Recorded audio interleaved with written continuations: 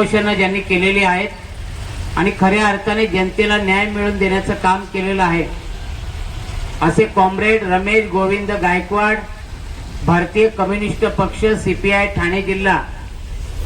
तसेच भिवंडी तालुक्यातील आमने गावचे सुपुत्र जयवंत दळवी या गावातील ग्रामस्थ, गावकरी, परिसरातील अनेक जागृत नागरिक यांच्या माध्यमातून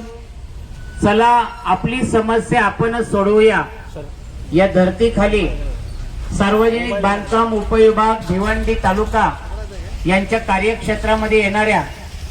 राष्ट्रीय महामार्ग क्रमांक 81 बापगाव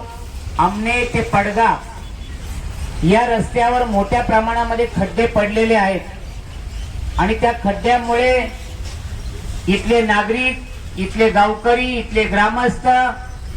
या रस्त्यातून ये जा करणारे अनेक वाहन चालक, रिक्षा चालक, टू व्हीलर चालक, कार चालक, वेगवेगळ्या कंपन्यांच्या गाड्यांचे ड्रायव्हर, विद्यार्थी, कंपनीमध्ये कामाला जाणारे कामगार, गोडाऊन मध्ये काम करणारे कामगार, मुंबईवरून येणारे प्रवासी, ठाण्याकडे जाणारे प्रवासी, या सर्वांना मोठ्या प्रमाणामध्ये या रस्त्यावरच्या खड्ड्यांचा त्रास सहन करावा लागत आहे। आणि म्हणून गेल्या महिन्यामध्ये कॉम्रेड रमेश गायकवाड यांना या रस्त्यातून प्रवास करताना खड्ड्यांना सामोरं जावं लागलं आणि त्यांनी तात्काळ सार्वजनिक बांधकाम विभाग यांना पत्रव्यवहार केला आणि पत्रव्यवहार केल्यानंतर 25 ऑगस्टला आमने गावाच्या हद्दीमध्ये असलेल्या पेट्रोल पंपाच्या बाजूला या राष्ट्रीय महामार्गाच्या ठिकाणी आम्ही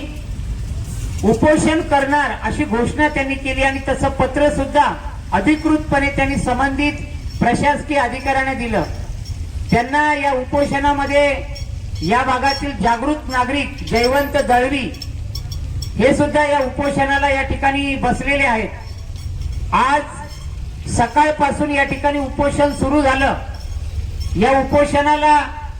पोलीस कर्मचारी वर्ग यांचं सुद्धा मोलाचं सहकार्य या ठिकाणी लाभलेलं आहे। त्याचप्रमाणे सकाळी 10 वाजल्यापासून आता मला वाटते 7:30 वाजलेले आहेत। तब्बल 10 वाजल्यापासून 7:30 वाजेपर्यंत 6 ते 7 तास कॉम्रेड रमेश गायकवाड आणि जयवंत दळवी यांनी हे उपोषण या ठिकाणी केलेलं आहे।